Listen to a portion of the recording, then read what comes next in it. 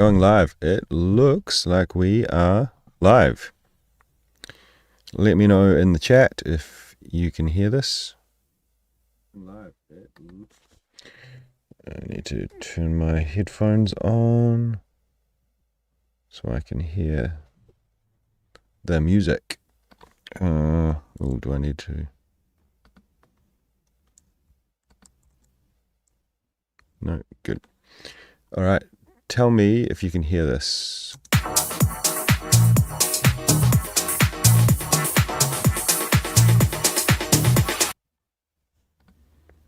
Can you hear that? Let me know in the chat, please. Loud and clear. Okay, nice one.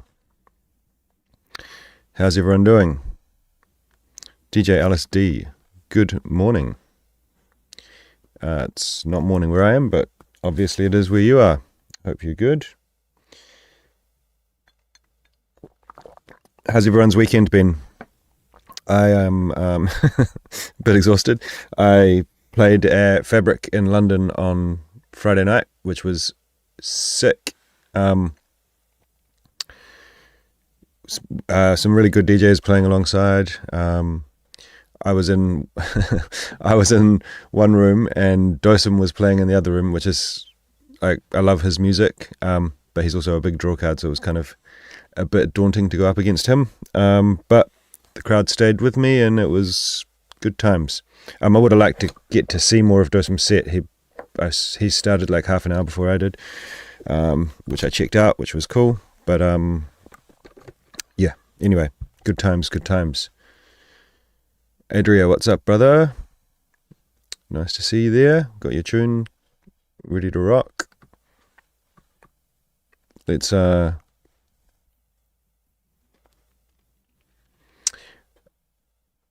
Marius, do I have diva patches made by myself? I do, but just like ones that I use myself.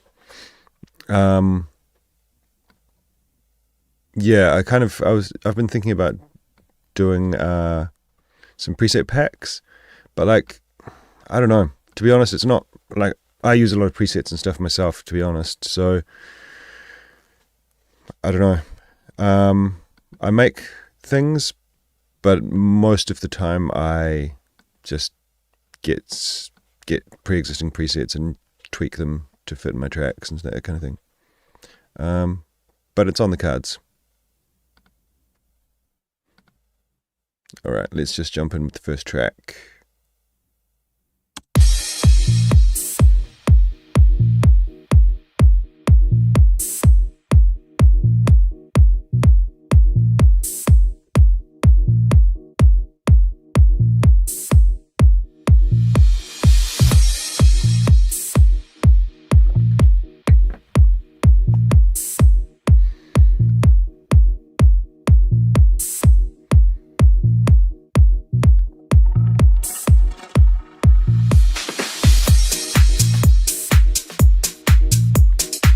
I mean, it's only the first, like, 30 seconds, but it's a bit boring, and these effects that are in there are a bit loud. Once you've got everything else in, they kind of sound alright, but I think you probably want to automate it a little bit, and you could probably just, it doesn't have to be anything crazy, but just having some kind of movement in there, because you kind of like have nothing, and then everything jumps in here.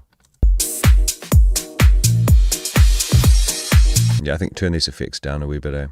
They kind of, I think with effects, I think you want them to be like loud enough that they give the intensity that you want, but subtle enough that they're not like super in your face. So, you can kind of like maybe put them to the level that you think is good and then bring them down like 3 dB or something like that.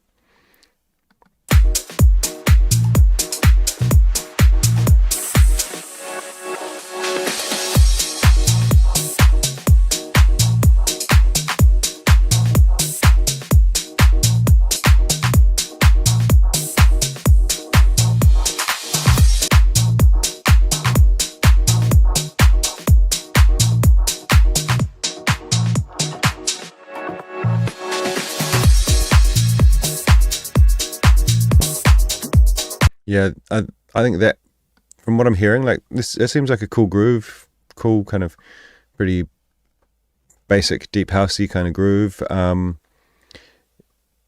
effects are really interrupting that, I feel like. So that's kind of my main feedback at the moment.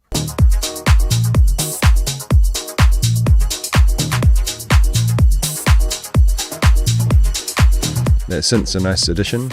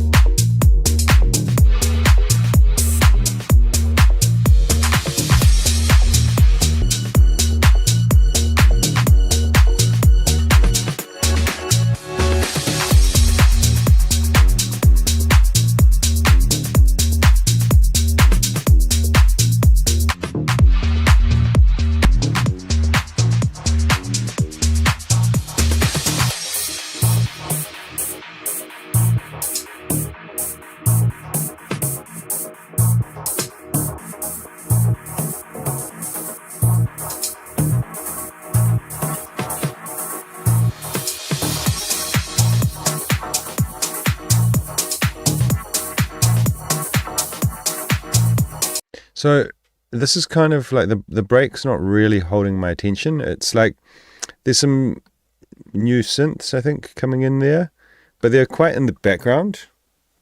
And so it's just kind of like the basic beat with the kick taken out, and then these like loud crashes and stuff. Whereas the synths kind of, I guess, are like supposed to be the personality of the track, and they're really in the background. Like, I think in this moment you want to, instead of using like all these crashes and stuff to kind of create drama, you want to be using the elements of the track, the main key elements, to create kind of drama, personality, tension and release in here.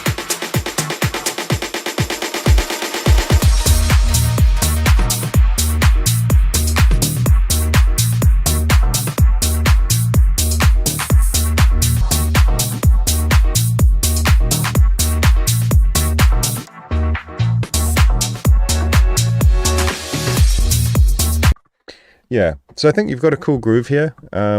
Marius has commented that it feels like something's missing, like a main lead, or yeah, I would kind of agree. I mean, I think like you've got enough there for it to be like a functional kind of, I don't know, B-side track for an EP or something like that. Like, not every track needs to have a vocal or some like crazy melody. I find it difficult to actually do tracks that don't. I like that stuff. I like writing those kind of tracks.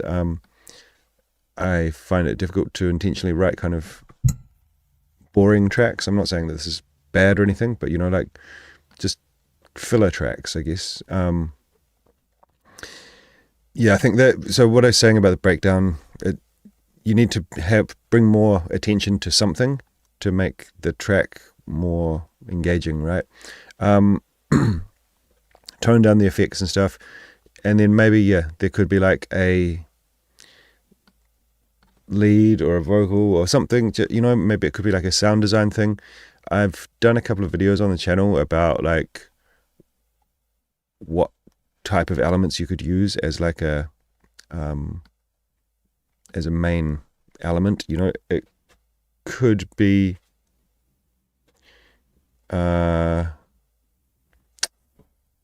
it could be like a melody, it could be a vocal, it could be like just a synth shot or something that's got some really cool unique sound design, but just something unique. Fernando, the download wasn't enabled, mate. Because you're such a regular, I saved your place here at number 2. There's something going on with my email. I sent you an email, but there's a couple of people who said that they didn't receive emails. So I sent you an email to say enable the downloads. but maybe you didn't get it. So if you can do that, I'll bring the track in. Thank you, buddy.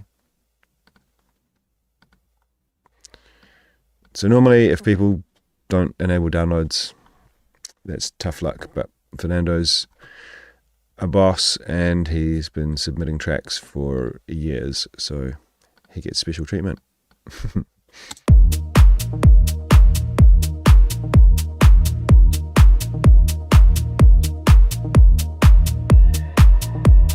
I like this already. See, like, I guess the first track, I don't think you've put is VSX, your name. You know, it's simple at the start, but it's just kind of like, it's enough. Like, there's enough going on. It's not like boring, but it's not like overcrowded. It's like the perfect balance, I think, for the beginning of a track.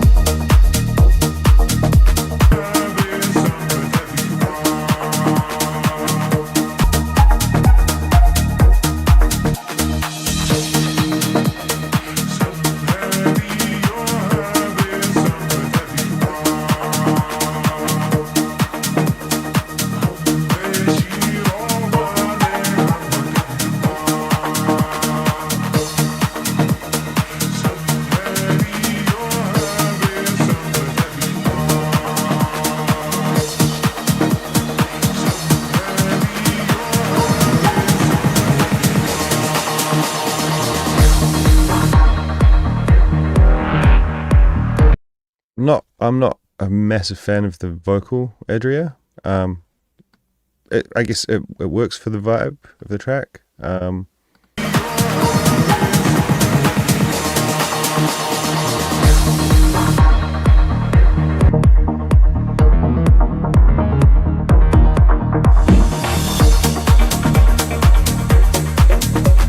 Also, that little synthy thing that just happened there, and this is just my taste, so it's not like wrong or something. I think having something there doing something like that is really cool. The sound you used just didn't work for me, but functionally it's doing its job.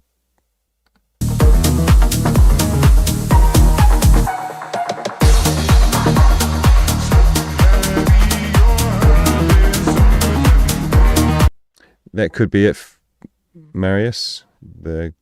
Marius has commented that the vocal sounds like it's in a different key.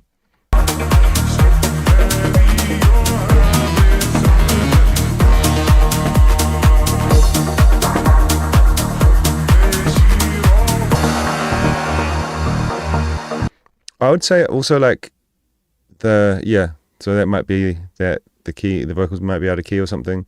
I think also like it's not really adding that much. Like I feel like if you had a cooler, shorter vocal hook that was used more sparingly, maybe like a female sound, that because there's quite a lot of mid-range in the track, something that's sat a bit higher than the track.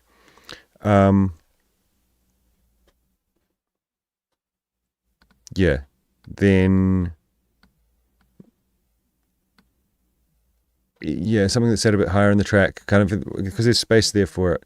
I don't know. I would experiment with different things for the vocal. So hang on a second. Thomas sent a track in August and he hasn't seen it come up yet. Thomas, I don't know what to tell you, mate. The there isn't a waitlist from August. Every live stream has a new waitlist. If your track didn't get played, it will mean that it wasn't able to be downloaded. I don't normally respond to everyone because I get a lot of emails. Often people put links that don't work or don't enable downloads, and unfortunately those tracks won't get played. So yeah, it happens every time I do a live stream. The waitlist resets.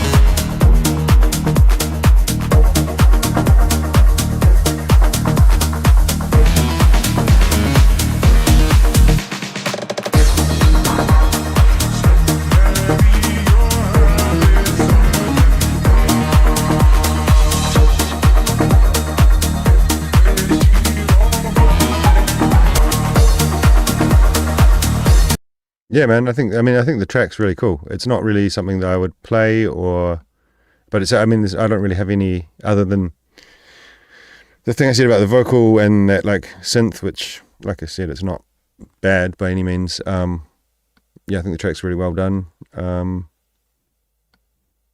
Maybe look at switching out the vocal. Otherwise, it's a banger.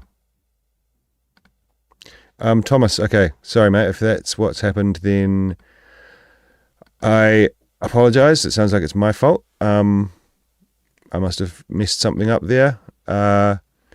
Send me a link to it on Instagram or something, and I'll have a listen and give you some feedback. I don't have time right now in the middle of the stream to go back through emails from August and try and find it. Sorry. Yeah, really apologize if I've screwed that up.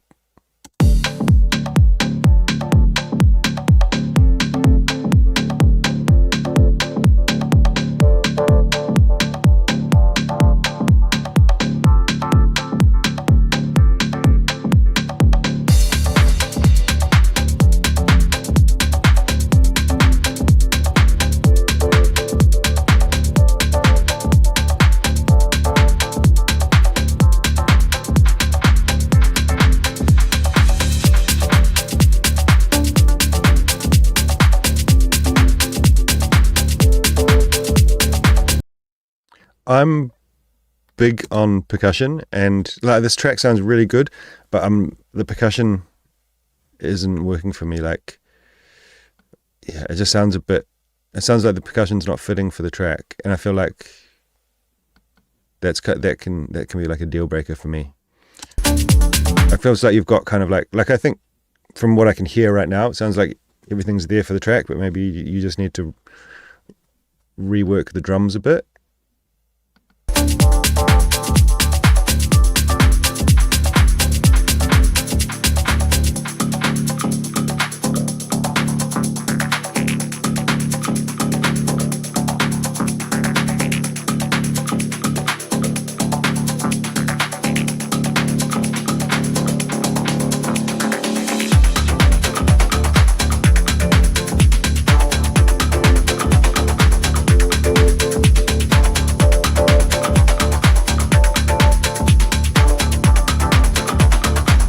Also, so the track now is sounding a bit crowded, like with the, yeah, like it doesn't sound like the elements have enough space. I'll try and figure out why that is, but.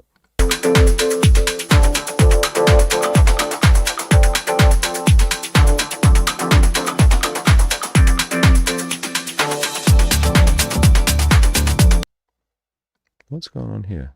So you can...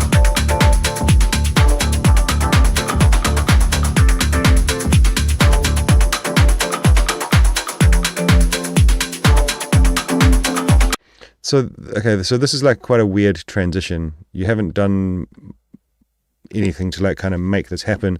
You've then just taken out the bass line for, what is it, like 8 bars or something? Yeah. It's just like, you know, maybe if you're gonna have that, you could have like a little kind of mini break there with a build up and then drop into the kick part,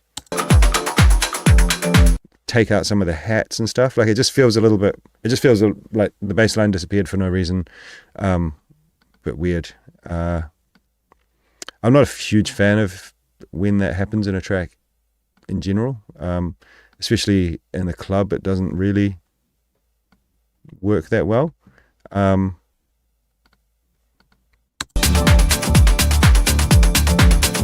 Yeah, that 16th note hi-hat is just too intense. It's like right in my ear. You know, I think for something like that, you want it to be a bit further back in the mix.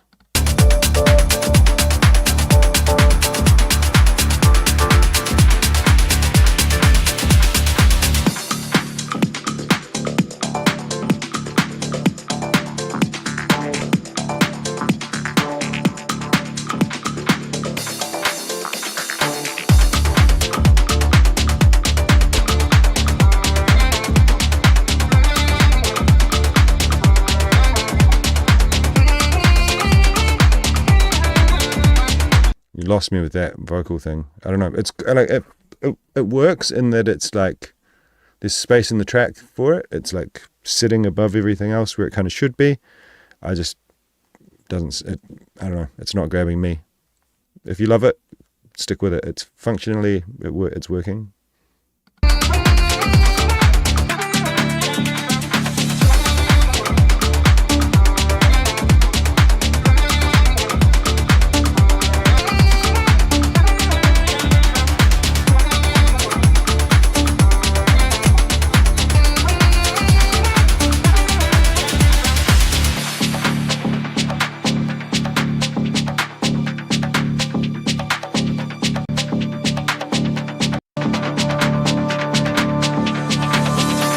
Yeah, it's kind of like it's sounding to me like you need to go through and remove a few elements. The track's just kind of sounding a little bit too crowded.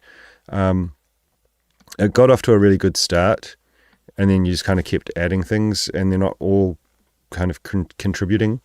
I think like a really important process that I go through with every track that I write is basically just going through and like soloing different parts and playing them together and trying to establish like what's the most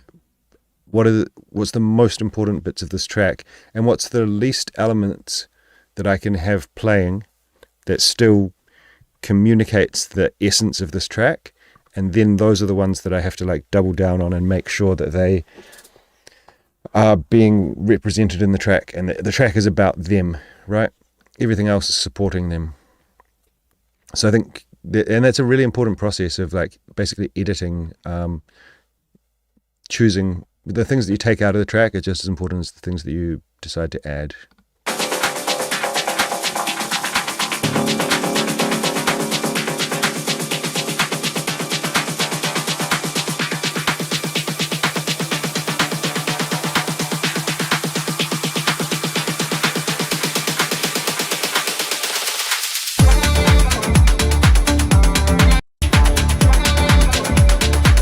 Yeah, I mean, like there's a part to this track that I really like. Think is really well done. It just needs kind of like the next bit of refinement done to it. And like I said, the vocal's not really for me, but yeah. So it's a good position to be in, but it can be frustrating. Alex, Jungle Beat.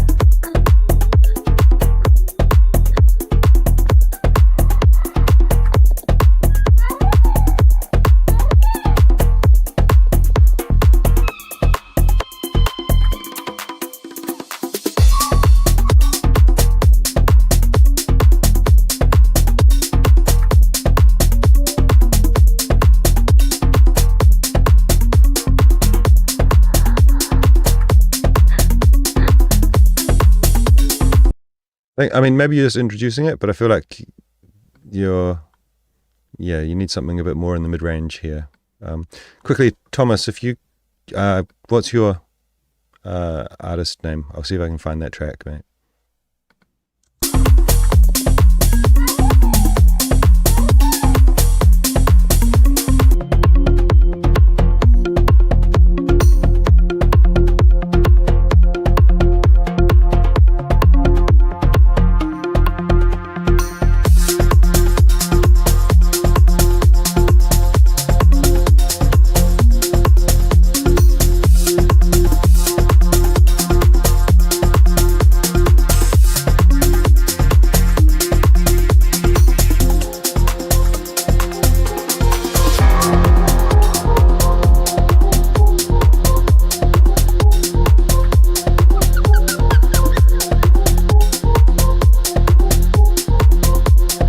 So this like melody here, while it's not that kind of like, I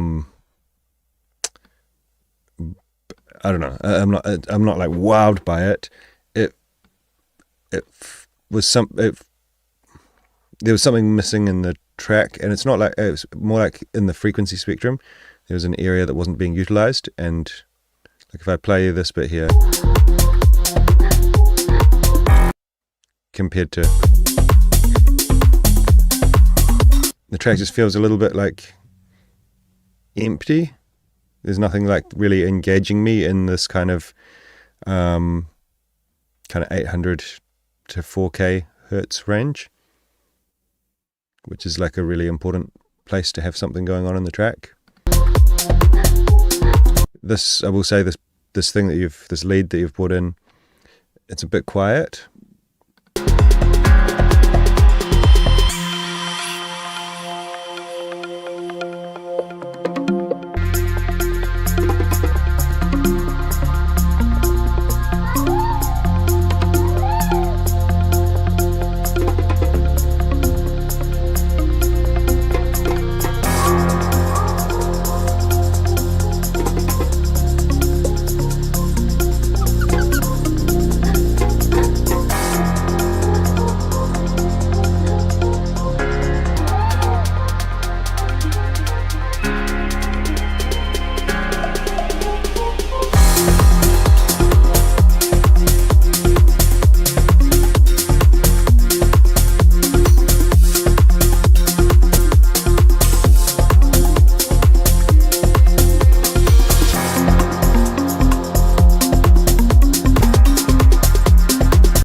Yeah, it's a cool track, man. I think you've done really well. I'm not really hearing anything, like all those sounds work really well together.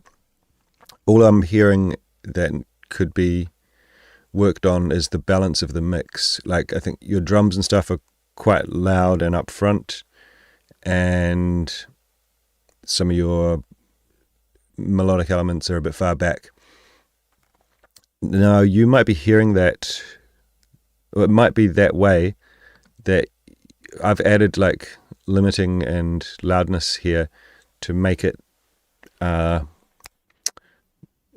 like loud enough to work for the stream, right? It's not excessive amounts of limiting, I don't believe.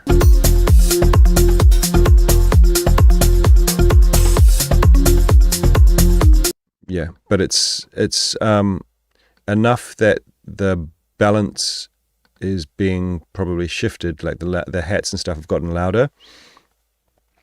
But that's what's going to happen when your track is limited anyway. That's why I think I always suggest to people that they check their tracks, they check their mixes with a modest amount of limiting applied, because that's what's going to happen in the mastering process, whether you do the mastering yourself or not. And you don't have to start doing a bunch of crazy stuff. In fact, I recommend you don't. Just add limiting until you get it up to kind of a comparable loudness to other tracks that you like that are in a similar style, similar genre. Yeah, and then you can make those mix decisions based on how the track is going to be, not like, you know, without that compression, you don't hear the track being as close to the final result as you should. I don't know if that sentence made sense, but hopefully you get what I mean.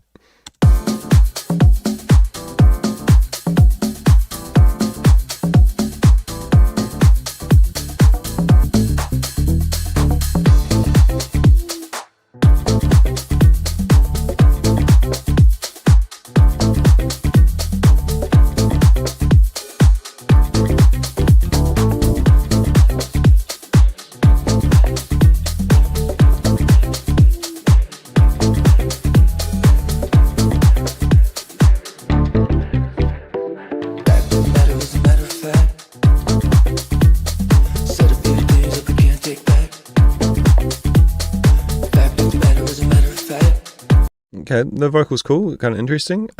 This bit where you introduced the vocal with this,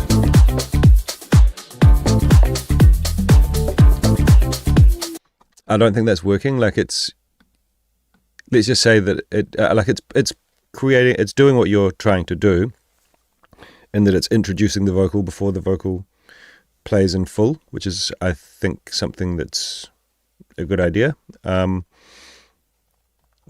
But the way that you've done it, like the little loop thing that you've used, doesn't really groove with the rest of the elements, in my opinion.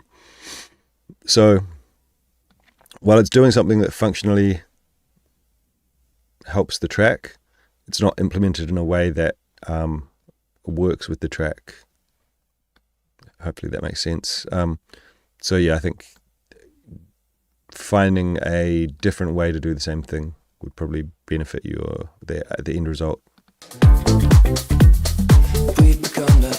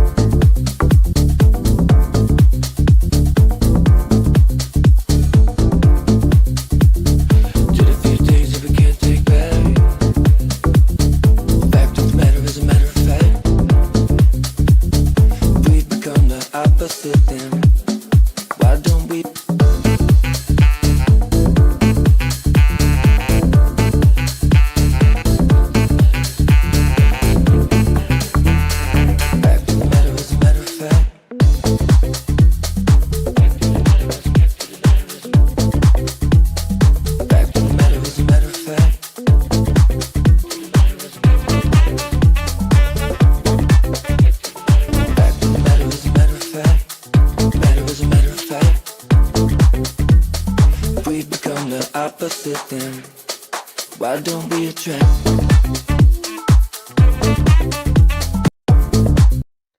So the arrangement is a bit like it's I mean the track is short. It's what, 3.5 minutes. But it wasn't really engaging. It's kind of just going through the motions of having an arrangement where different things change. It's not really telling me a story, it didn't feel like. And I think you've got all the elements there that you need to be able to tell that story. I think just doing it in a way that it has a bit more kind of how do you say it, like it, I don't know, it's while there's things changing, it just kind of feels like linear, like nothing, the emotion or excitement in the track doesn't really increase or decrease. I think the best way to do that is like, hey Anthony, the best way to do that is to reference some tracks that you think do kind of have that journey structure and try to understand how they're doing that by bringing in elements, taking out elements, automation over time, that kind of thing. and then try to translate that into your elements of your track.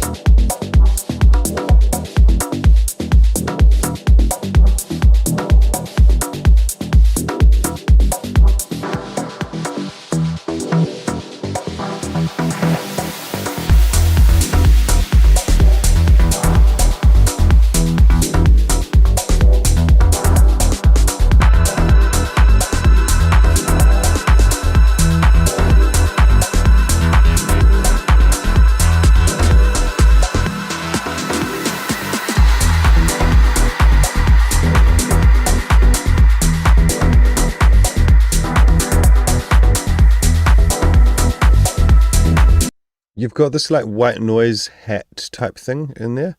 I feel like it's crowding out the track a little bit too much. I would literally try muting that and see how it sounds. I think there'll be a lot more space in the track without it. Excuse me. If you could try having something just like a quite low in the mix, proper shaker. Just, I don't know, find a loop or something, but that could work. Or if you have a shaker, you could record it.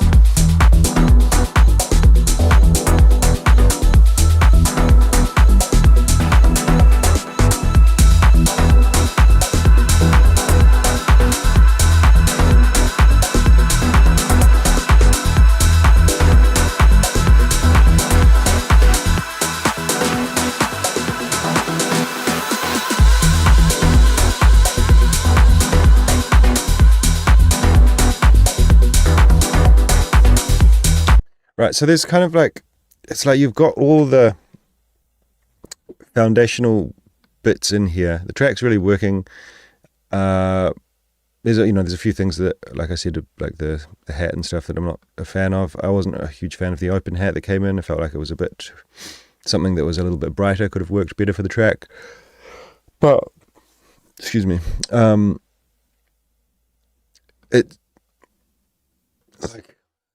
it doesn't, even with that vocal, it's kind of cool, but it feels like there's something missing that's grabbing me about the track. Like, it sounds a bit generic, like there's not something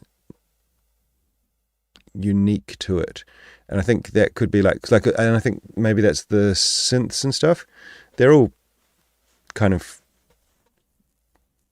fine. I mean, actually, some of them are quite cool. Like, it's definitely stuff I would use in my own tracks. But you kind of want to have a balance of like things that are functional and just kind of roll along and do their job, and things that stand out and make the track a bit more recognizable.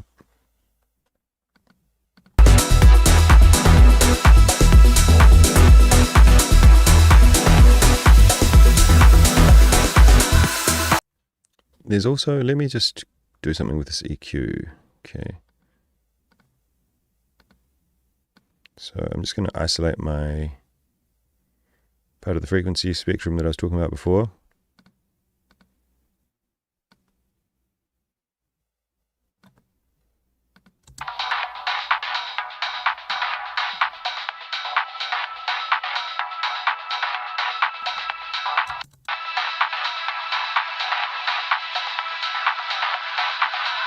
You know, so there's kind of like, this is what I mean, is like,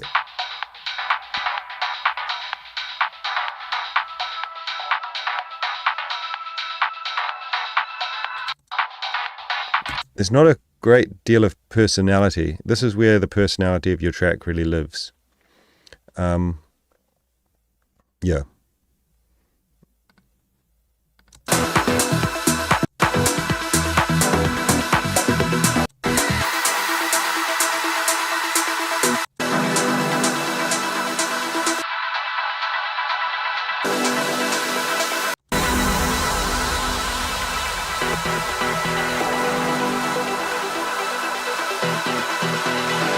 So that kind of like, it's kind of like a almost, I don't know, dub techno-y kind of, it's like a low sawtooth, maybe fifth chord stab thing.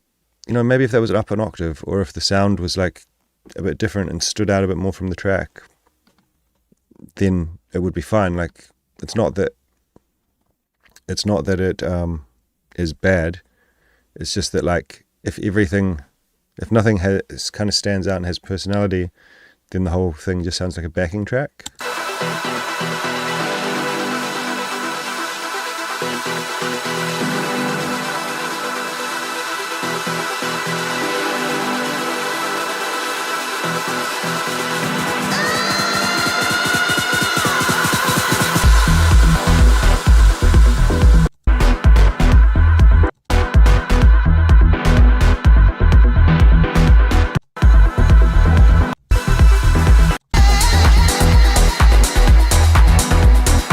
Yeah.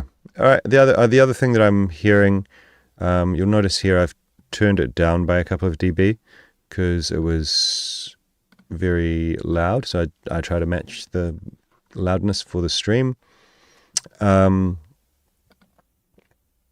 sounding a bit overcompressed, a bit distorted.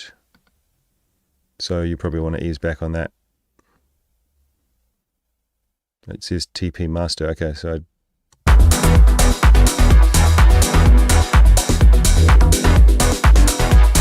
yeah, I think it's like 2 mastered, and the mix down is probably not it's not probably balanced enough to, especially to warrant that amount of loudness, but I think it could be better balanced. That's going to allow it's going to respond better to that amount of limiting, basically. You've got a bit too much low end, or a bit too much energy in the low end, I think.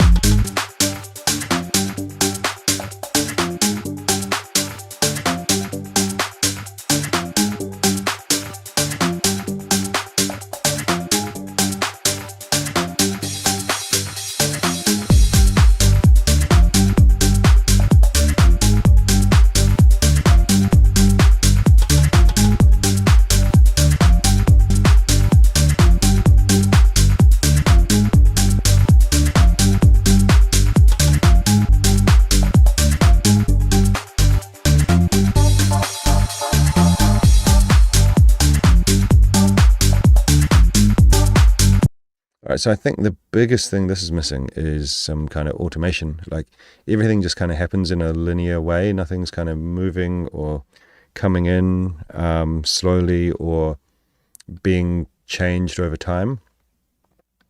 And it's so important to bring life to your track. Yeah. I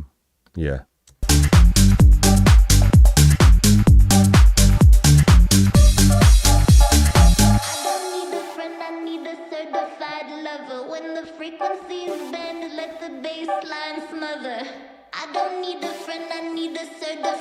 lover. When the frequencies bend, let the bass line smother. I don't need a friend, I need a certified lover. When the frequencies bend, let the bass line smother. I don't need a friend, I need a certified lover. When the frequencies bend, let the bass line smother. Let the bass line smother. Let the bass line smother. Let the bass line smother. Let the bass line smother. I don't need a friend, I need a certified lover. When the free line lover, I need bass line lover. I need bass line lover. Bass line lover. Bass line lover. Bass line lover. I don't need a friend, I need a certified. Okay, so I think this could have been much shorter. It's kind of, there's some validity to what you're doing there, but I don't think it's like engaging enough to warrant being like a minute long. And the same thing that I was saying before applies, like there's no really automation or anything going on.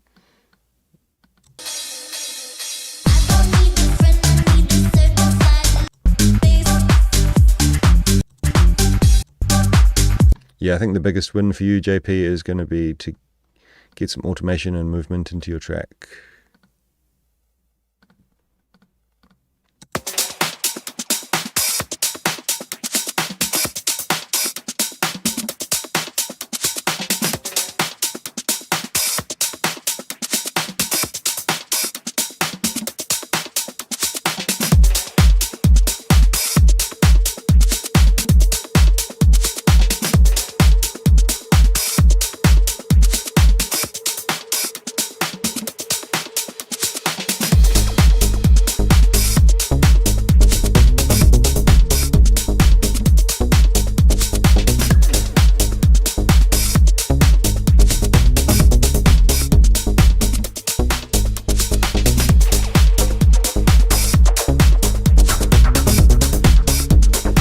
I think you got too much going on in the low end here, dude. There's like, from like the amount of like sub 50 hertz energy that you've got happening.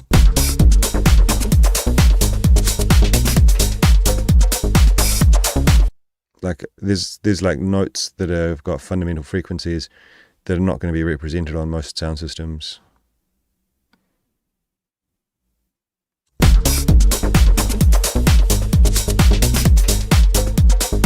So if you're going to have those notes in there that are going to be cut off by most mastering engineers anyway, they're not going to be represented on most club or festival sound systems. They're certainly not going to be represented on most consumer grade headphones or an iPhone speaker or something like that. You want to have them a lot more gentle, a lot lower in the like if you're tweaking your synth and you've got an oscillator that's sitting lower there, turn the volume down on it. Like say Diva, for example, has like a configuration with 3 oscillators, and I'll often use one of them as a sub. But if depending on which key or which notes the bass line's playing, if it's playing really, really low, I'll turn that sub like right down, so it's just kind of adding a little bit of extra energy below the fundamental 1 octave up. And then there's just kind of like the number of notes, and because the bass line's such a prominent part of the track, this is really important. I just think you're adding, it's just, it sounds a bit chaotic.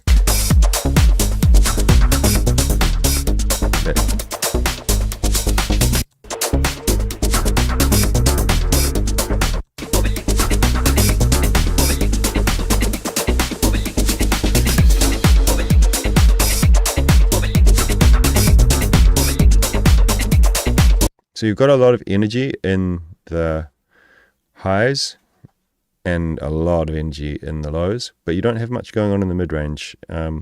Even now that you've brought in this vocal, may seem like I'm a broken record, but I'm gonna talk about this. every stream basically.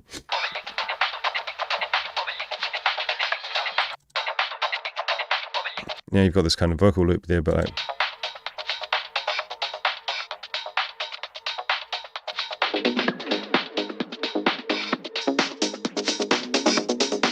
you know, that's what you can hear from your phone basically.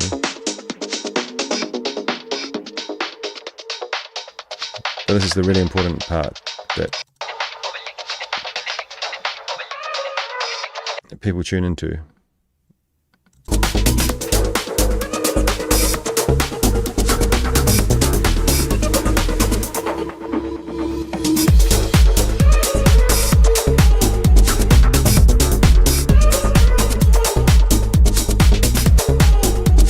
So I think you need some synths, mate, basically. It doesn't have to be something crazy, but I guess you're kind of like, you know, in an ideal world, you would be making tunes similar to Chris Dussy, Josh Baker, Rossi, that kind of thing, right? Listen to their tracks. They've all got loads of synths and stuff in there. They're not. It doesn't need to be like a big melody, but just some little kind of riffs and stuff that happen and create call and response. But they're creating interest in this part of the frequency spectrum.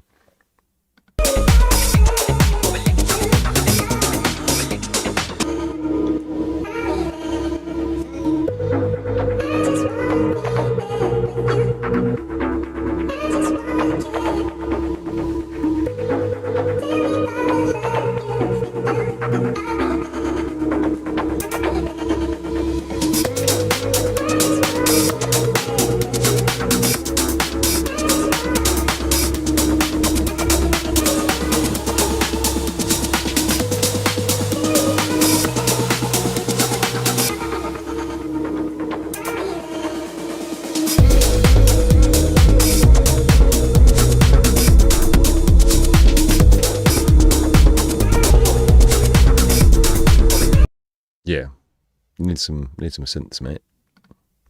It'll just help to fill out the frequency spectrum, make the track seem a bit more interesting. And it will, like, having some stuff in that area that I was talking about, it's going to balance out the low end and the high end as well.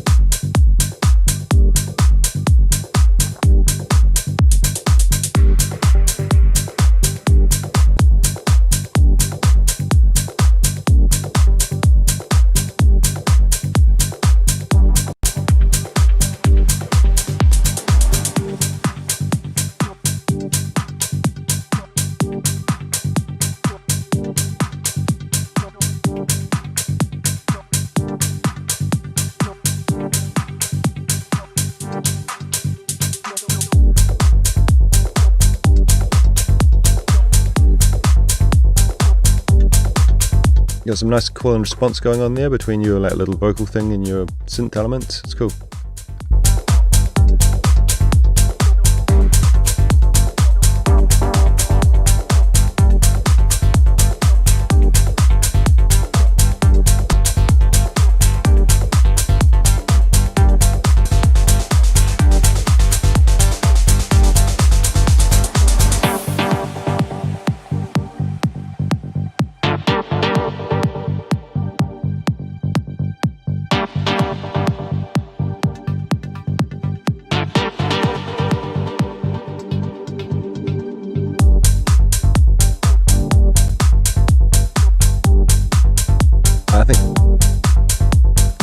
I think that new sound that you brought in there was a bit loud.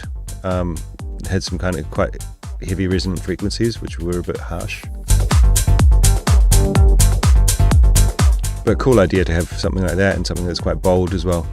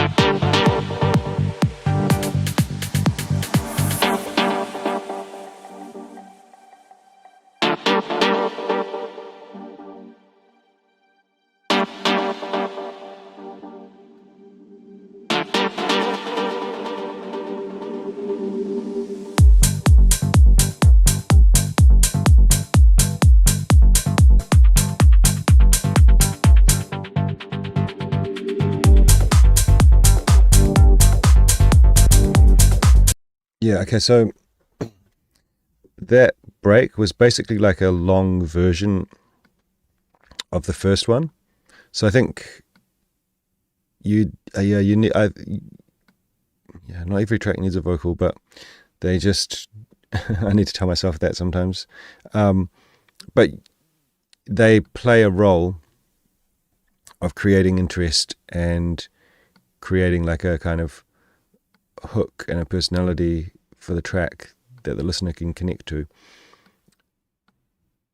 So in this track, you could have it doesn't have to be a big vocal, but you could have a vocal or something in here that the listener can connect to, just like, a one-line kind of sample or a couple of words, I don't know.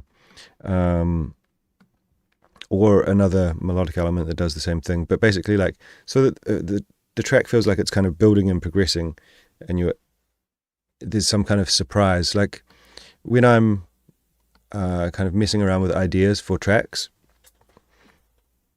I generally try to find a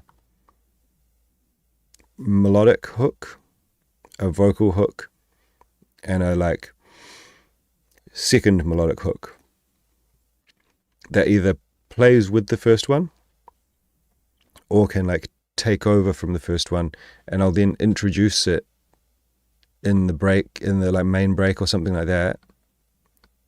And then you've got this kind of like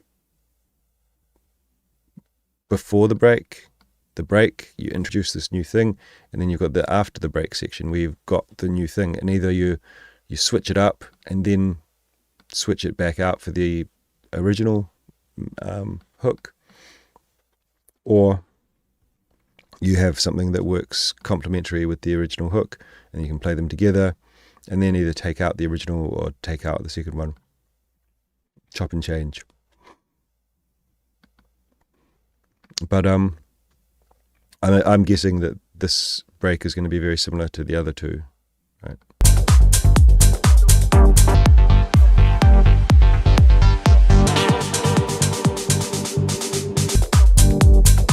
Yeah. So it's kind of, I think the track's cool. It's almost there. It's well done. I think you just need like one more element. And like, having that in mind when you're kind of starting ideas, I think is really helpful. So before I kind of like start filling out the drums and stuff in most of my tracks, I am trying to find what those main elements are.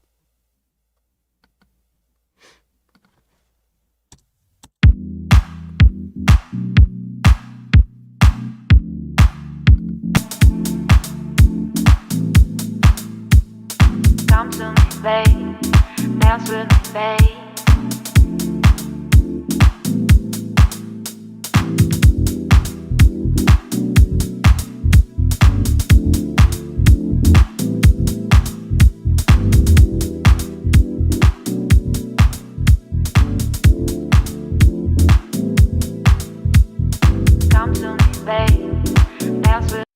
Oh, sorry. Come to me, babe, dance with me, babe.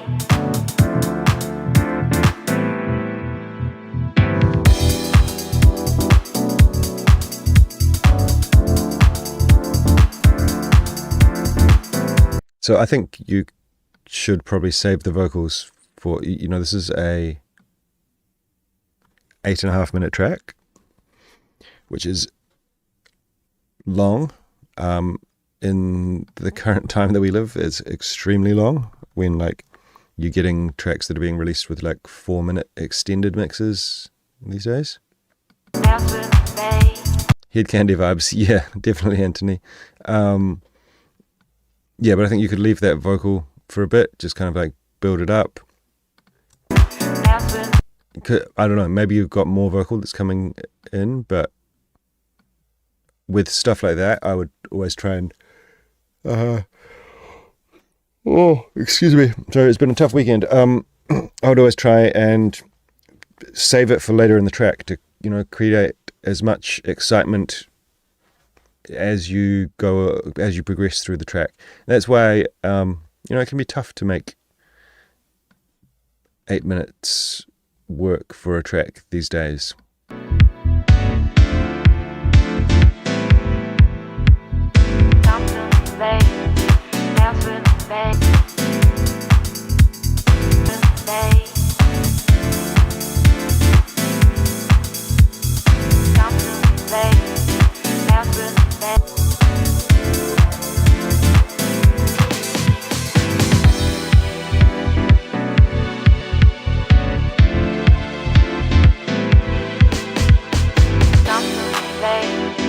bounce with the bass, bounce with the bass, bounce with the bass.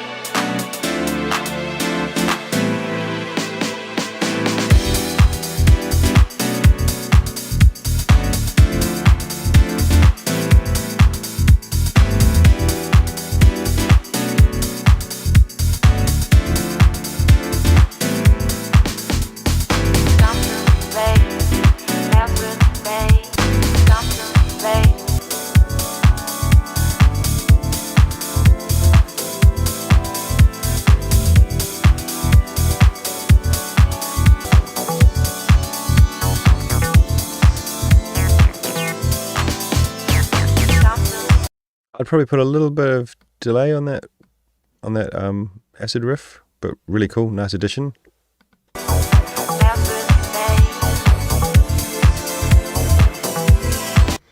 You know, it could like add a whole nother dimension to the track to have it like something calling and responding with the acid riff, or have it even like the first time it plays being slightly different from the next time it plays, so that it kind of calls and responds to itself.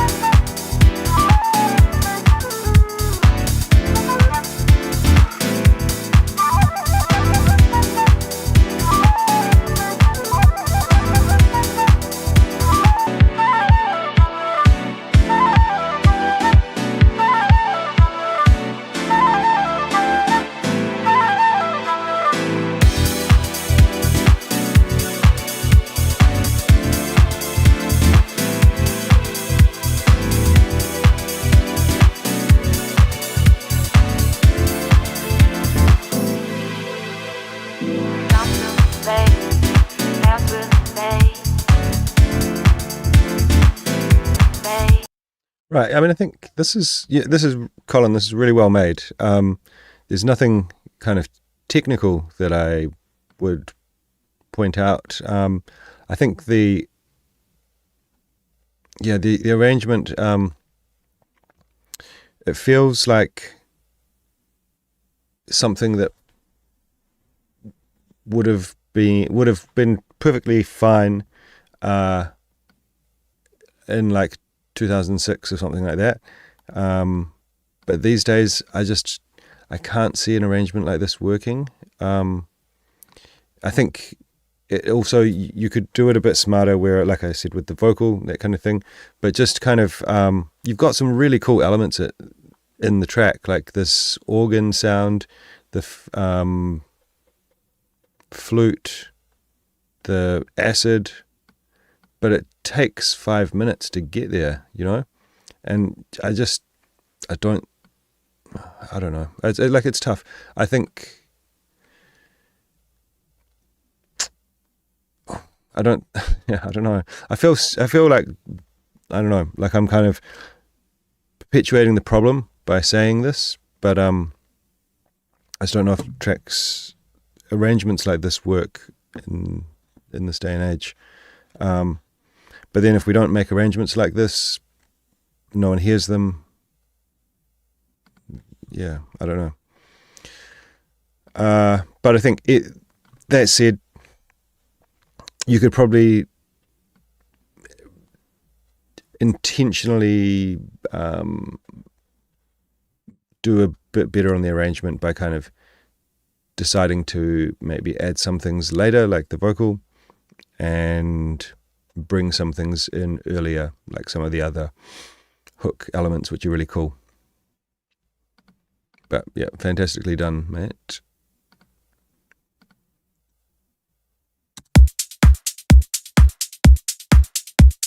Oh, Jay's snuck in a second track there. we'll have to put someone else in place.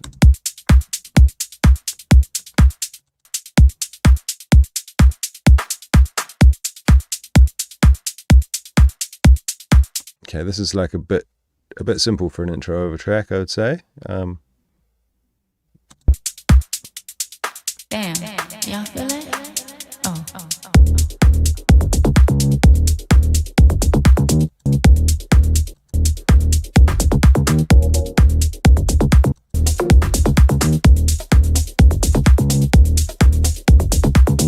I think what you need here, Jay, is some pads, mate. Like just a little, you know, it could be like maybe a string patch playing a chord with a filter on it, with a little bit of movement. It doesn't even have to be like opening so much, more just like an LFO on a filter or something that's just kind of slowly, gently opening and closing, just creating some movement in that. But I think that would really fill out what you're trying to do here. And maybe like, yeah, some like bongos or something.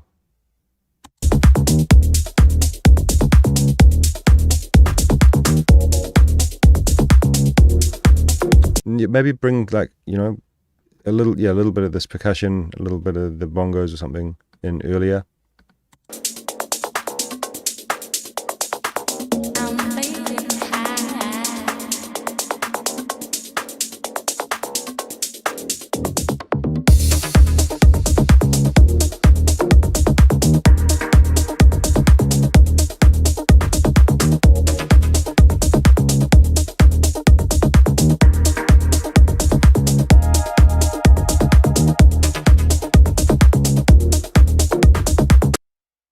Yeah, this is starting to sound more kind of filled out. So I think it's a matter of like bringing some of those elements in a bit sooner. Also, the drums are quite linear.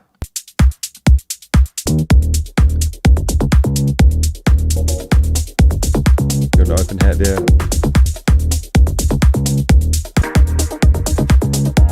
Yeah, I think the drums need to be filled out a little bit more.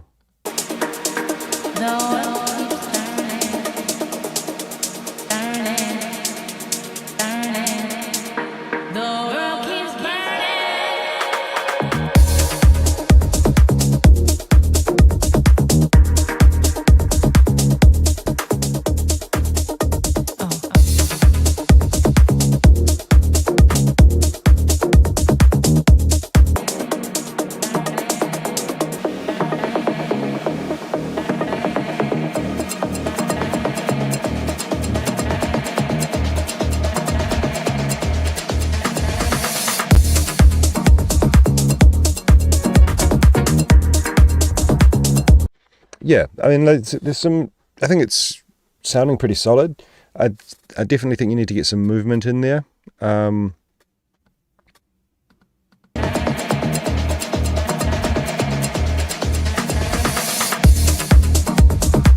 just maybe so creating a bit more tension and release with some of the elements in your track, and definitely get some pads in there somehow.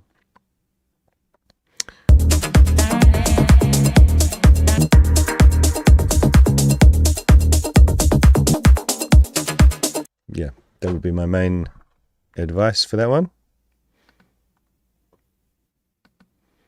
And I guess like also, you know, you've got quite a lot of cool stuff in there.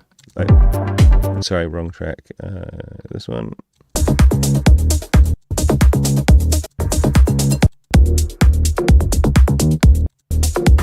You know, get some of that stuff in there a bit sooner, I think.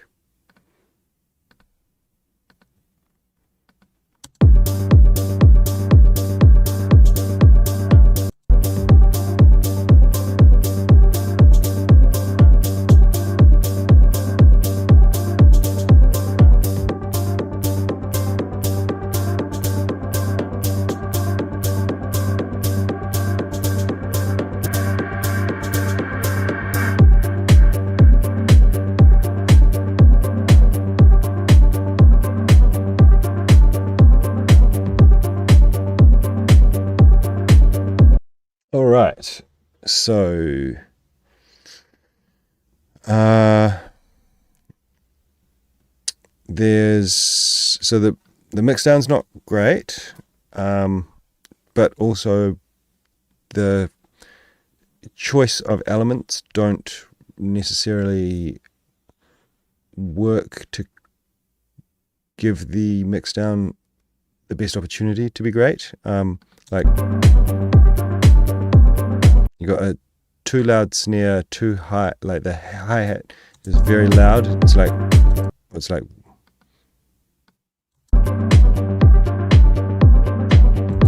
it's like super, super high.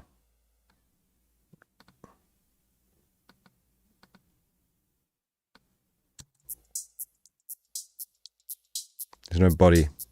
It's just this little, so it's got, yeah. You've got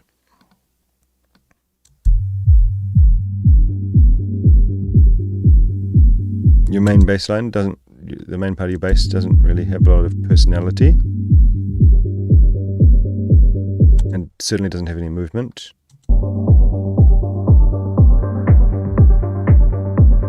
Oh no, sorry, okay, it does have a bit of mid-range in it. It just sounds like the same thing, kind of looping. You kind of start off with way too much in, but then it's not going anywhere. Not adding anything. The melody thing is like way in the background. There you go. That's more where it should be. I mean, you can get there, but it's like also the way that you've kind of just introduced it and had it sit there, whether it filtered out or maybe it's two layers. I'm not sure. But it just kind of like, yeah, it just feels like it's not loud enough, and then the loud part comes in.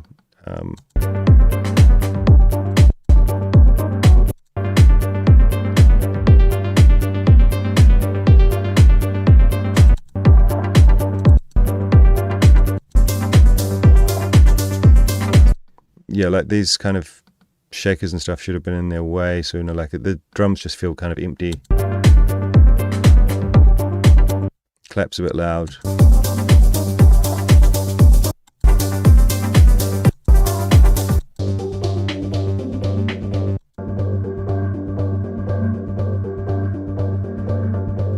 Breaks just a bit empty. There's not really much going on to keep me entertained.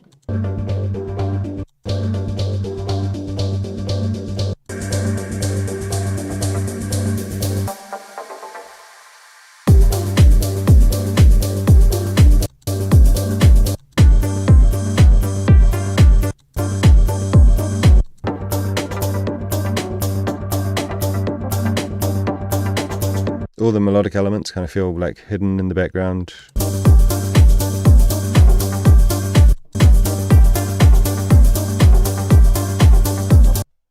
Even now that there's more hats and stuff going on.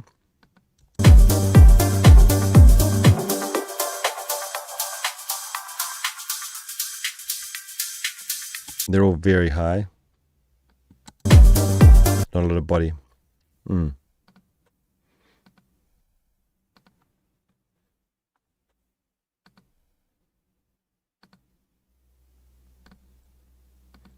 Uncle Frank.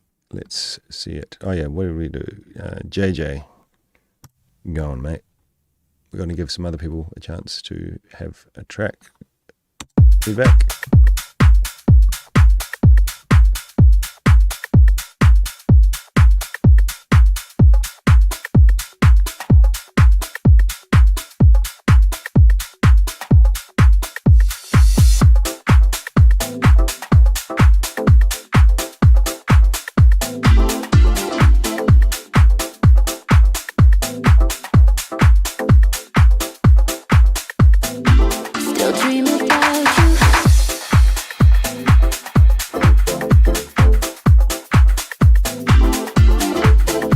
I think to have this much, this feels like more like an amount of elements that you should have in when the bass is in.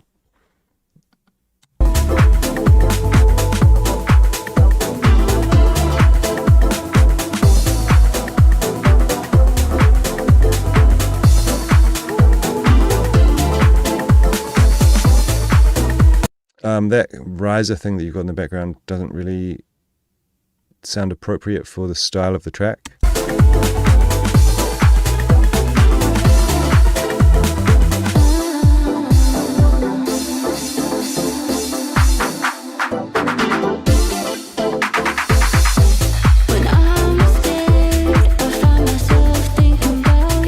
So the vocal and these melodic elements that you've got are competing for space in the frequency spectrum.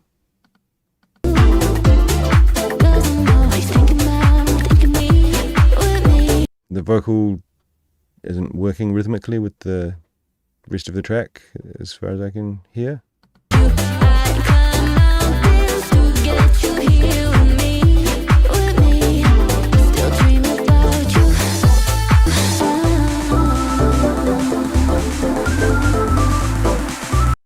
Cool little electronic fluty thing, I think.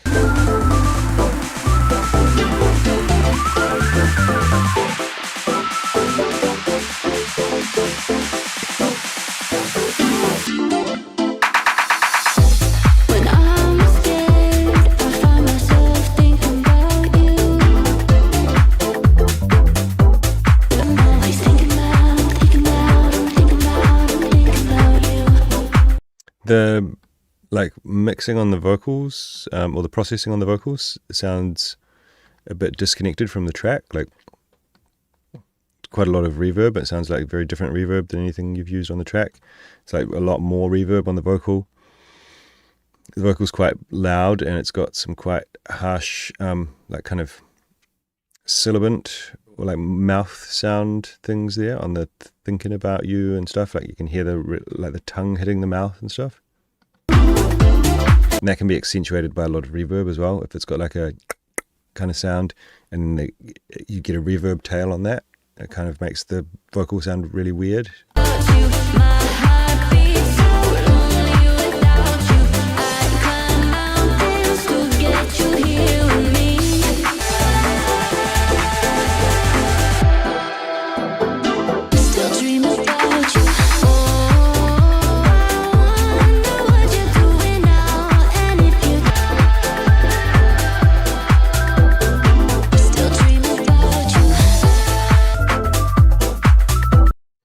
Yeah, so there's definitely some things that can be improved. The vocal also sounds a bit kind of outdated. I'm not sure if it's from like a splice or something, or maybe it's original.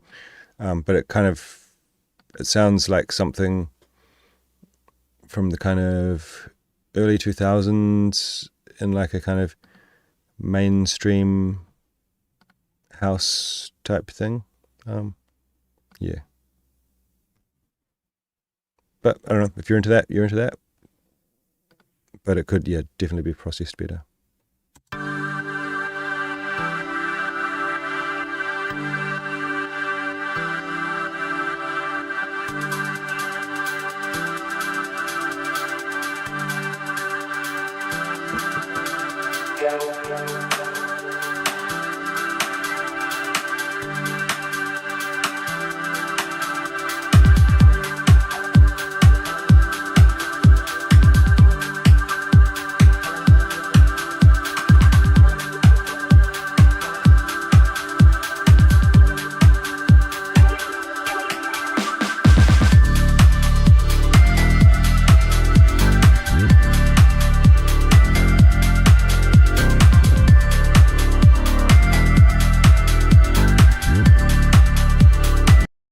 Right, so I think you're missing a little bit of power. You've got a kind of, I think, a bit too much in the very high end.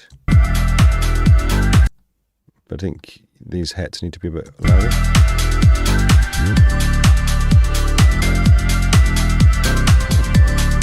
And for the first time this stream, I think you've got kind of too much in this area.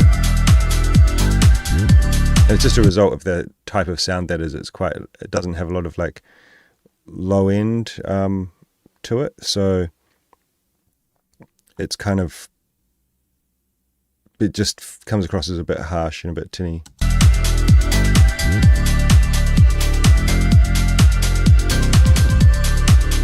I think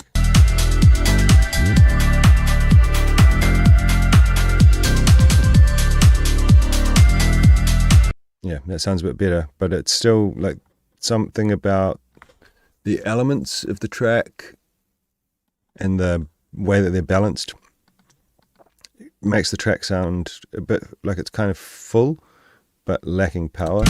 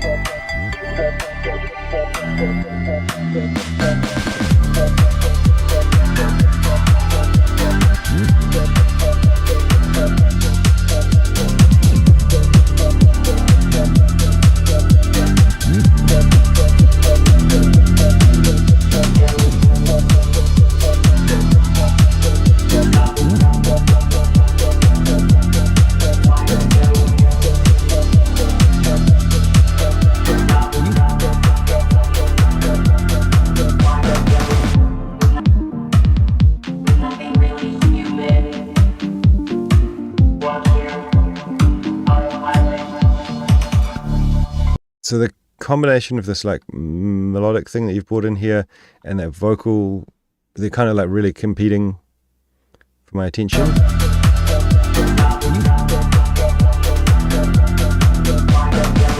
So they're both very stereo, right? So you've got the vocal that's already very stereo, and then you've got this. So there's not really, other than the kick and the clap, there's not really anything central for me to focus on. So it just kind of makes everything feel a bit disorienting.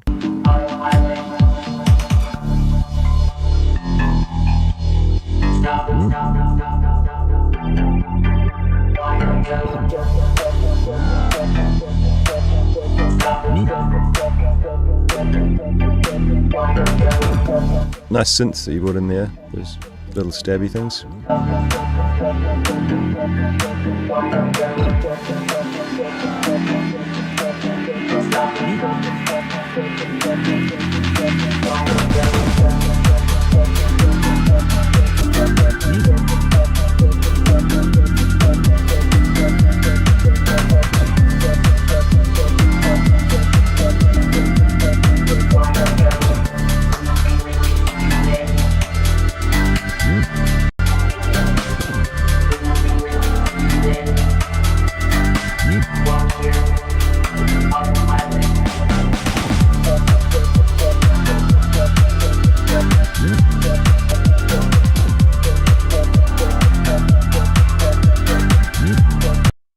All right.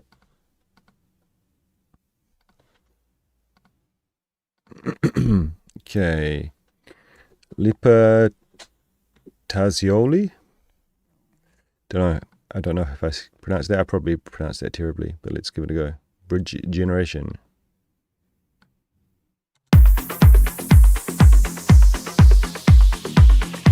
Bit of a progressive one, I think.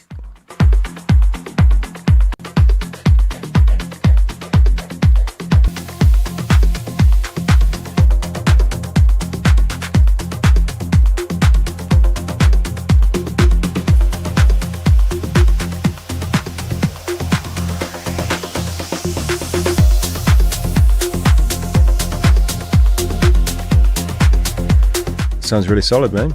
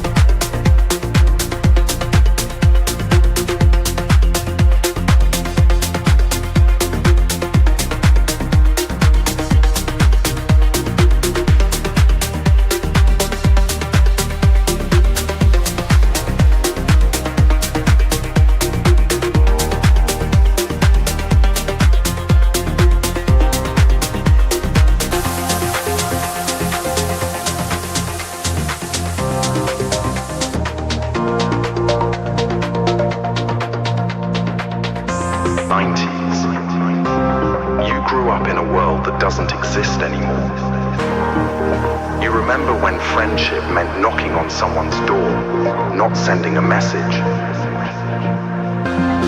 We made mixtapes, not playlists. We went from floppy disks to the cloud, from burning CDs to sharing links.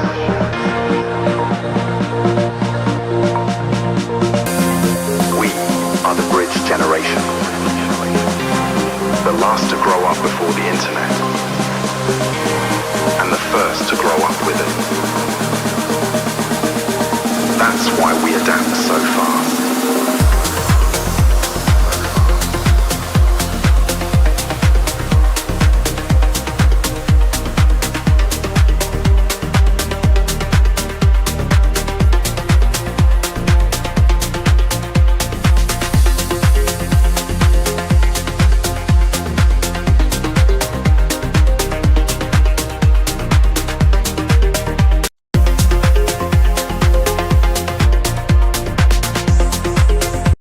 All right. I mean, technically, this is a really good track. It's kind of, yeah, I think you've done really well. It's not from like from a progressive style. This is just my personal opinion, right? So it's not like saying that there's something wrong with the track. It's not something that I would play. Like, I find a lot of progressive stuff can be a little bit, I don't know. There's a lot of like tropes in modern deep progressive stuff, like where people are kind of like, it feels like it's very self-referential. Like people are kind of a lot of the time remaking the same track over and over again. I think you've got the vocal is really cool. It's together with with the chords in the breakdown and stuff. It does kind of give the track a little bit of a cheesy vibe. We made mixtapes, not playlists. We went from floppy disks to the cloud. You could kind of, yeah. I think the combination of those two does give it like a little bit of a cheesy aspect.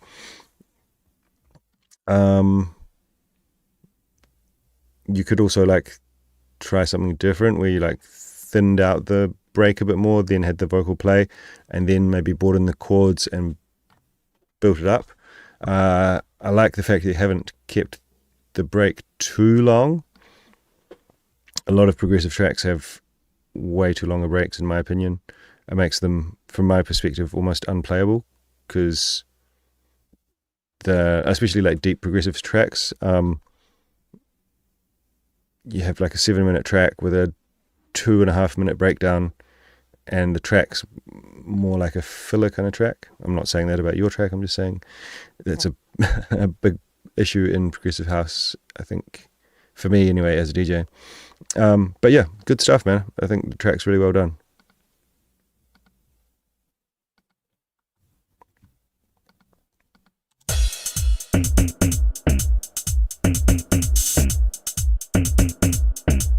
Just let go. That vocal's a bit too loud.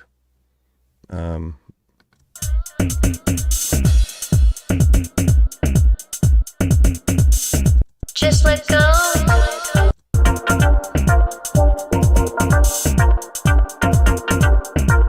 Just let go. Yeah, the balance of like almost everything in this track is quite off, I think.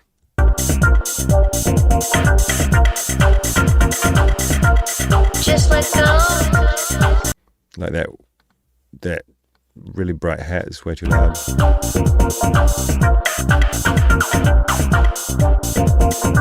Bass is too quiet.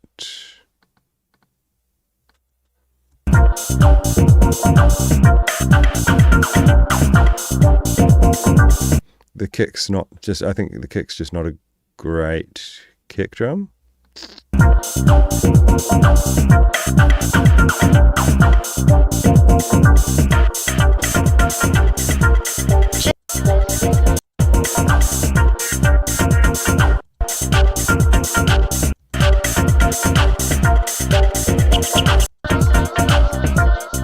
you've got these synths with quite harsh resonances to them, and you're putting them into places where like you've got the vocal is already existing, and that's already very loud and harsh in that same frequencies part of the frequency spectrum. You've got this very harsh hat, so it's creating a lot of harshness in a lot of places from about 900 hertz up.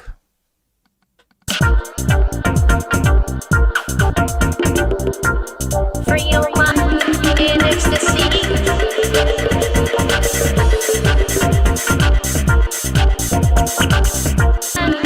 In ecstasy.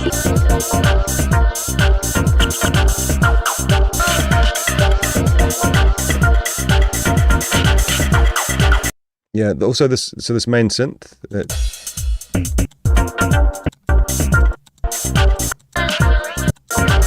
Free your mind. it's kind of there very prominently, but not really doing anything the whole time. So I think that's an issue. If you're going to have something that prominent, I think keep it moving, use it as a tool to like really create drama and interest in the track.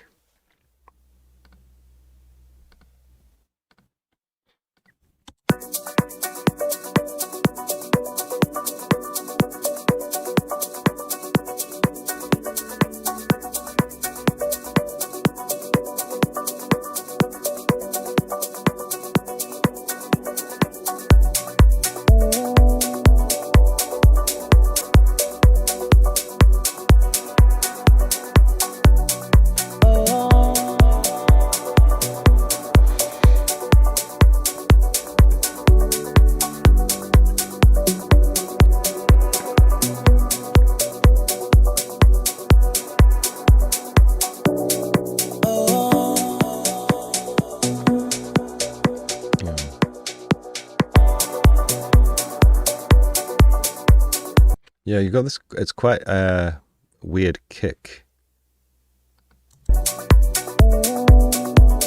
What we call boxy, which is never really I just think it might be a bad kick. I've said that a couple of times. And let's see how it sounds with the rest of the stuff. But yeah.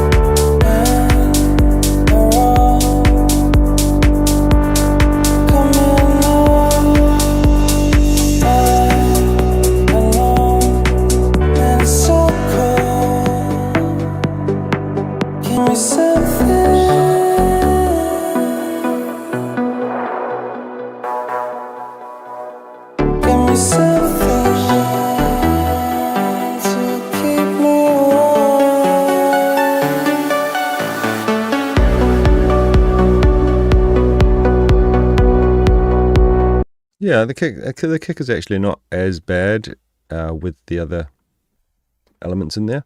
I think that you could probably find a kick that gave a bit more power to the track anyway, but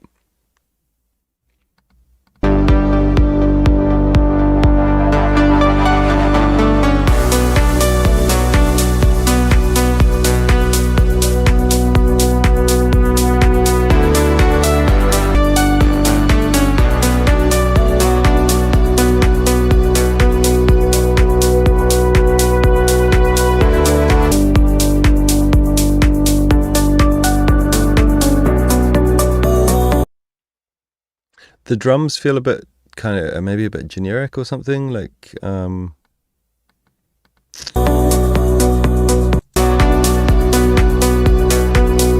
quite bright. Like the drums don't sound very Oh, it's been a tough weekend. The drums don't sound very full, so it's kind of, and then you've got a lot going on with the like bass, the piano. I guess it's like maybe there's a layer to the bass as well, like a lead layer or something.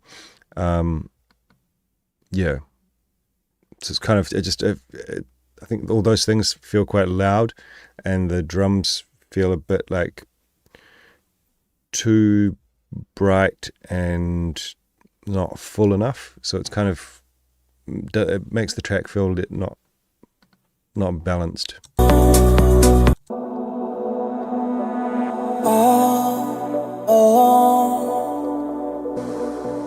In this crowd, and it's so cold. Can you save me now? Give me something to keep me.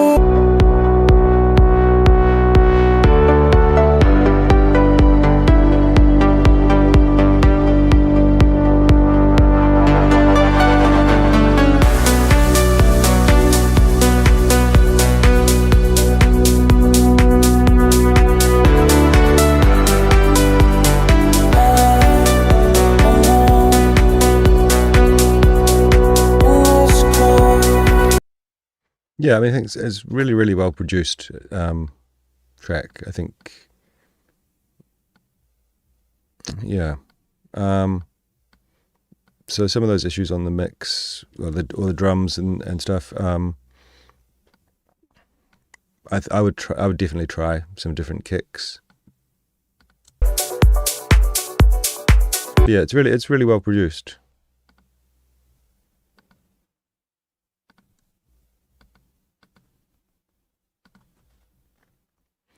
Now, I think this is my buddy Luca Penza. When you taste my love and never get enough.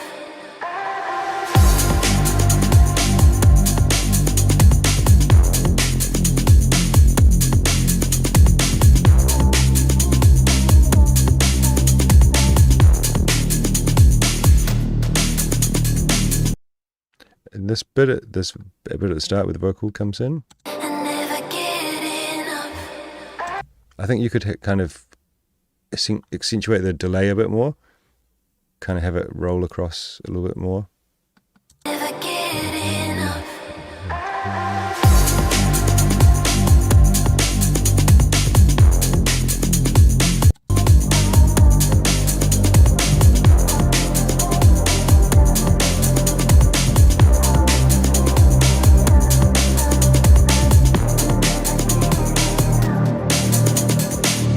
When you taste my love, I'll be your favorite drug. I watch you eat it up, and never get enough.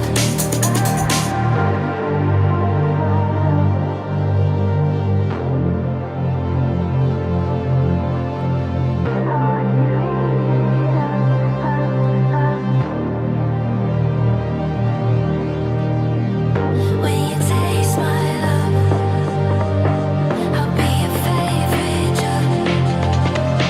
I watch you eat it up, and never get enough.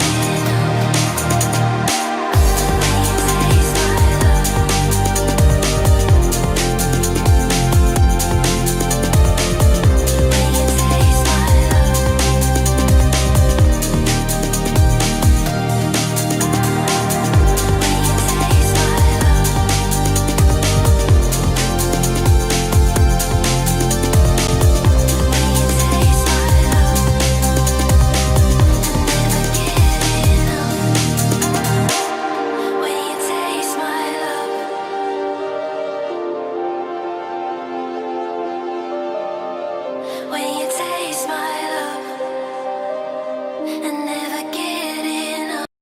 Really good, Luca. Yeah, man, it's a great track. Probably one of my favorites of yours that I've heard. I don't really have, other than that first thing I said about the delay. I don't really have any major tips on that.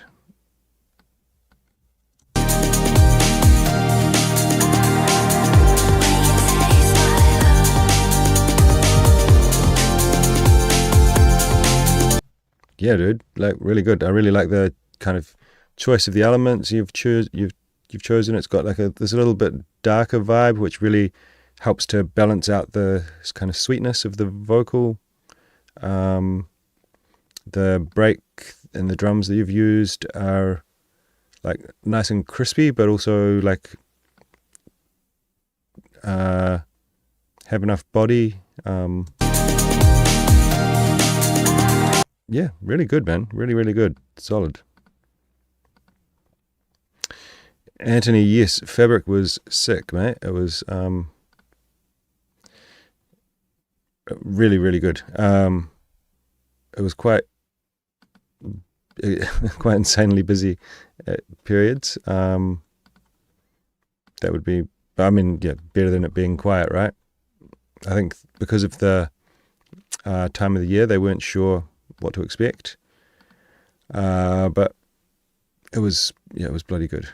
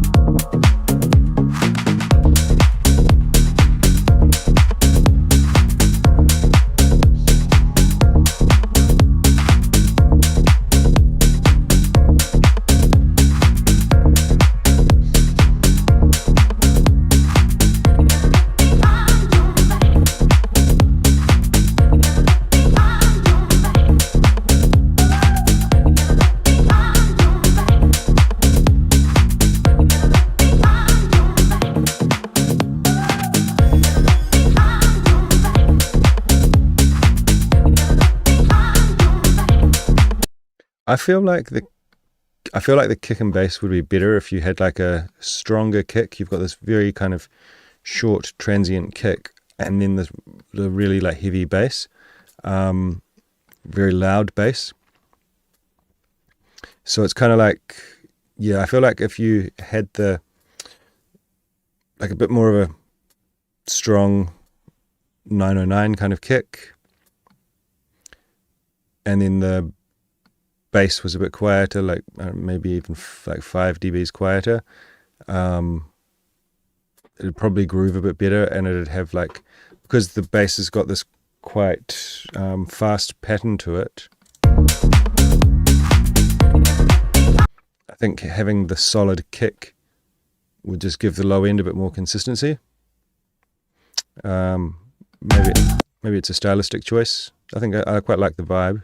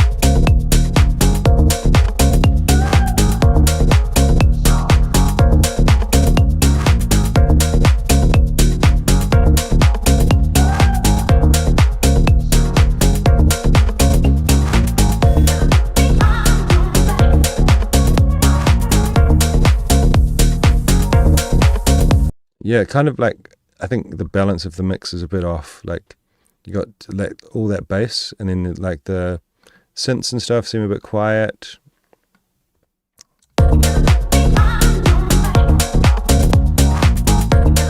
It might also, like, you could try tightening up that open hat a little bit. It might feel a bit, give a little bit more space to the track.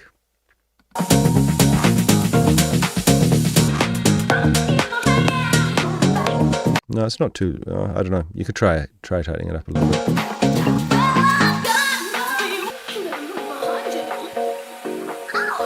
Hang on.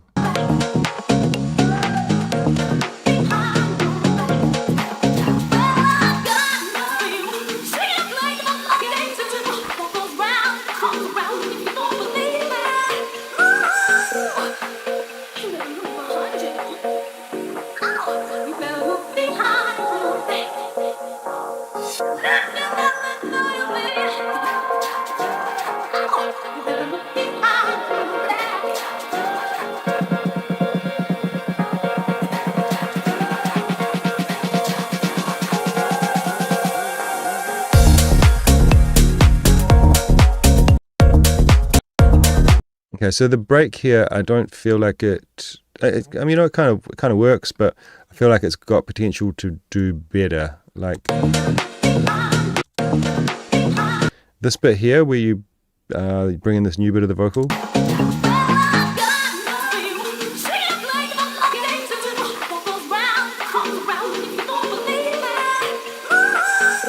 Like, I feel like that there would be better suited to happen here.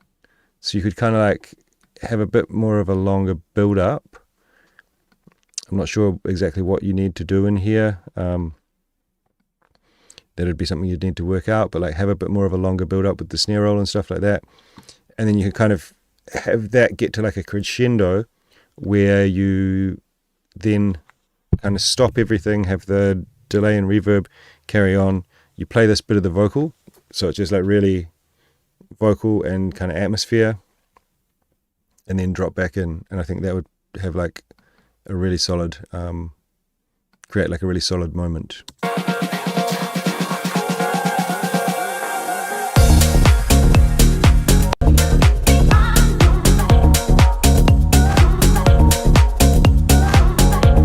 I really like the vocal sample that you've used. It's really cool. It's got like a nice kind of fun 80s feel to it.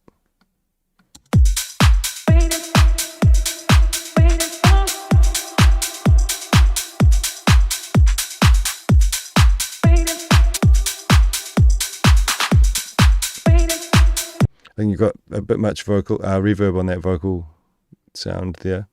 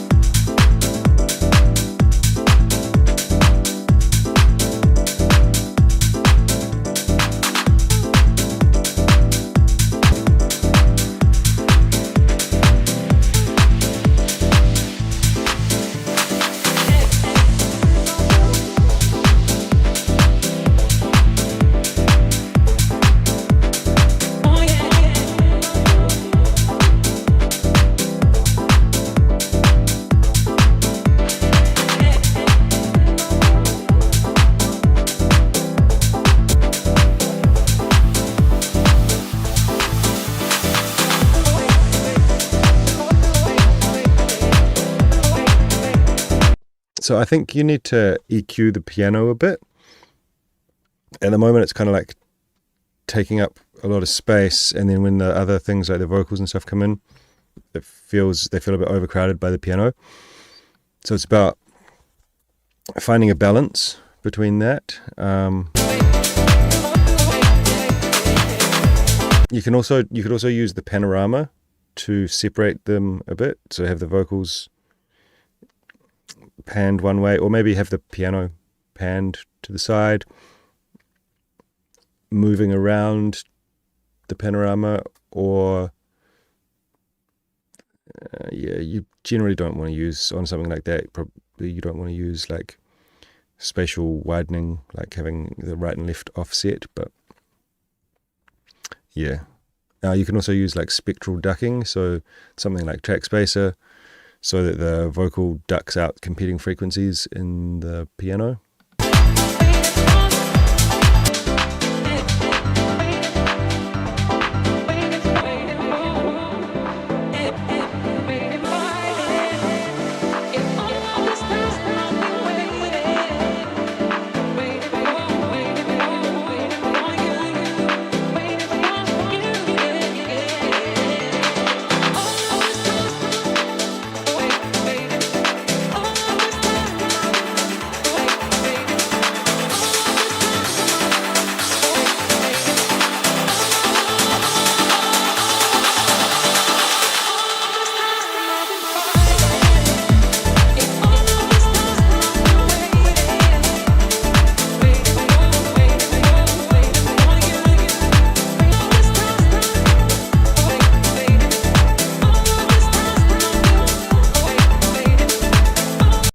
So I think you can kind of hear here now that you've got this like arpeggio and the vocal and stuff going. There's like everything's kind of competing for attention and competing for the same space in the track, right?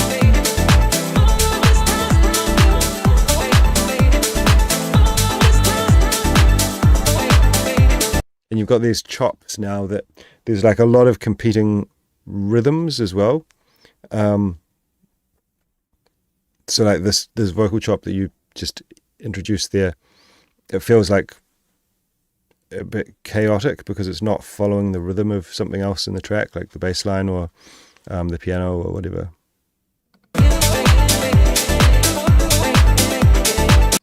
think it's a cool idea to do something like that with the vocal, but like kind of having different sections in the track where you maybe like have either elements that you take them out when you introduce a new element, or you automate them, like add filtering or something like that, or volume automation to make them more or less prevalent in different places, to give each of the other elements space.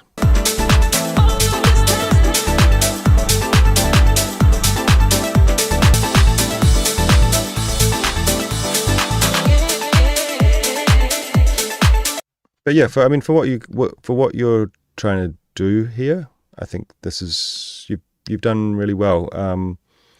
It's just a matter of like trying to figure out how to get all of those elements to work harmoniously together, and tweaking the arrangement. And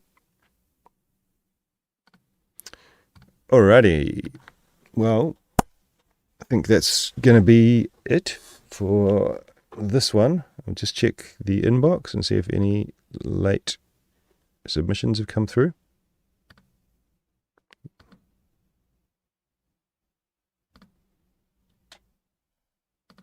I think that's it. Did I put Fernando's in there? No, I didn't. Okay, we've got one more.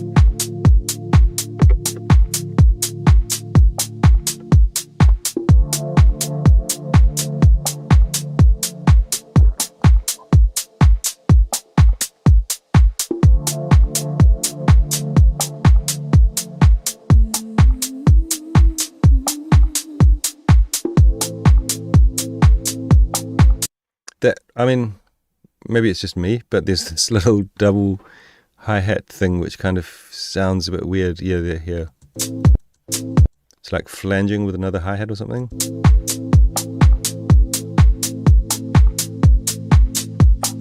It's kind of throwing it off for me because everything sounds very like smooth and like very beautiful and well balanced, and that kind of just throws it off a little bit for me. Maybe it's just a personal taste and very subtle detail. In every shadow corner,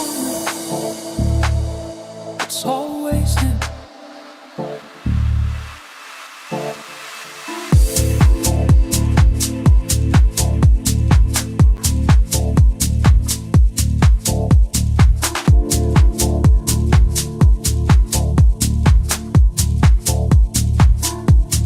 Yeah, it sounds like you've got, I don't know, maybe it's intentional, but it sounds like you've got some hi-hats that are kind of got slightly different timings to them. Maybe they're loops or something and they've got different grooves. It's just kind of like making it sound a little bit messy, but everything in the track, that synth stab that you brought in is so nice. And the vocal, amazing. Mixed down sounds amazing.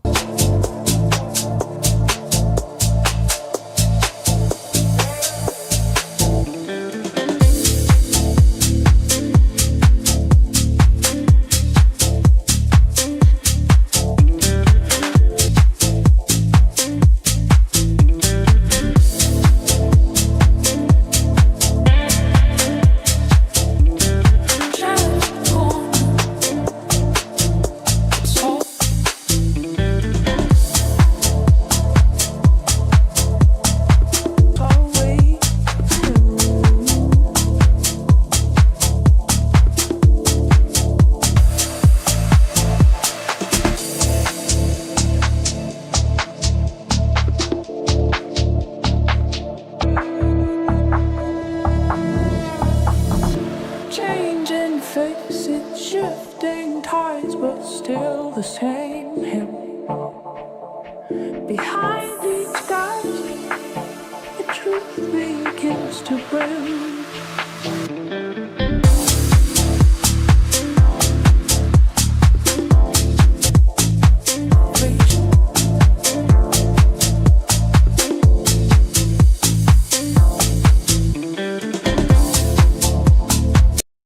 Yeah, really good, dude. Yeah, I think you could definitely send this out as a demo. Who am I thinking could be good? Like, what's his name? Kevin Yost's label? Is it called iRecords or iRecordings or something like that? Could be interesting. I can't think off the top of my head. But yeah, really, really nice track, man. All the elements work really well together. Like I said, those little bits with the hi-hats kind of felt a little bit weird to me, but at the same time, you know, it's not like a massive deal breaker. It might just be like a very minute detail that I am not into. But yeah, fantastic. Again, well done. All right, guys, we'll keep it at that then. I'll just check again just in case, but I don't think we've got any new tracks in the last 3 minutes. So that's going to be a wrap, I guess. Until next time. I'm going to be touring from middle of January.